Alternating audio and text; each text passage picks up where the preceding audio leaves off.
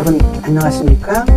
윤석열 대통령과 대한전공의 사이에 갈등이 봉합될 것으로 보입니다. 대통령실이 전공의들과 만나 직접 대화를 하고 싶다고 한 지 사흘 만입니다. 박단 대표는 전공의 대의원들에게 윤석열 대통령을 만나겠다고 공지했습니다. 그동안 전공의 협의회는 비대위 내부에서 충분한 시간 회의를 거쳐 결정한 사안이라고 합니다. 총선을 앞두고 중요한 이슈로 떠오르면서 투표일 이전에 전공의 입장을 전달할 가치가 있다는 입장입니다. 하지만 박단 대표는 지난 2월 20일 요구한 입장에서 변한 것은 없다고 밝혔습니다. 그러나 앞번의 대치 상황과 비교하면 놀라운 진전이 분명해 보입니다. 박단 대표가 비공개로 대통령실을 방문해서 만나겠다고 하자 대통령실에서 수용한 것입니다. 정부는 그동안 의대 정원 2,000명을 증원하겠다는 방침을 밝혔고 이에 전공의들은 7주 동안 병원을 이탈했습니다. 어떻든 타협의 빌미를 열어두었다는 게 이번 만남의 긍정적인 효과라고 할 수 있겠습니다. 당장 의료 현장을 이탈한 전공의들에 대한 면허정지 행정처분을 유예하고 전공의 처우 개선책 등의 방안을 마련할 것으로 예상됩니다.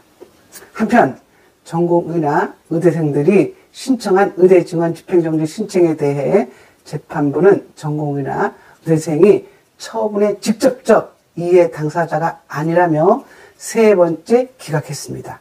전국 33개 의대교수협의회와 전공의 및 의대생들이 3차례 집행정지 신청을 냈지만 모두 각하된 것으로 결론 났습니다. 이것은 의대생 2,000명의 증원이 이들에게 아무런 피해를 유발하지 않는다는 말과 같은 것입니다.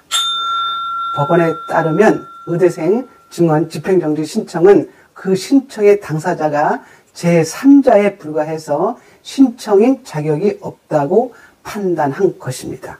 재판부에 따르면 의대 증원 처분의 직접적 이해 당사자는 의대를 보유한 각 대학의 장이라고 합니다. 따라서 의대가 있는 대학의 장이 집행정지 신청을 내면 그때는 심리해 볼 수 있다는 것으로 해석할 수 있습니다.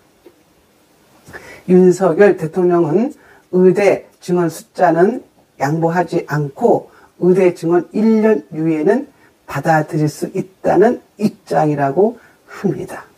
대통령 직속 의료계획 특위를 출범시켜 의대 증원 2,000명이란 테이블을 올려놓고 의료계와 환자단체, 대학까지 참여하여 1년 동안 논의해 본다는 해결책이 나올 수 있을 것으로 기대합니다. 일단 이렇게라도 의료 현장의 위기를 벗어나는 것이 가장 현명한 해결책이라고 생각합니다. 1년을 미룬다고 윤석열 정부가 의료 계획을 포기하는 것은 아니지 않습니까? 지금까지 김선혜의 직원직설이었습니다. 감사합니다.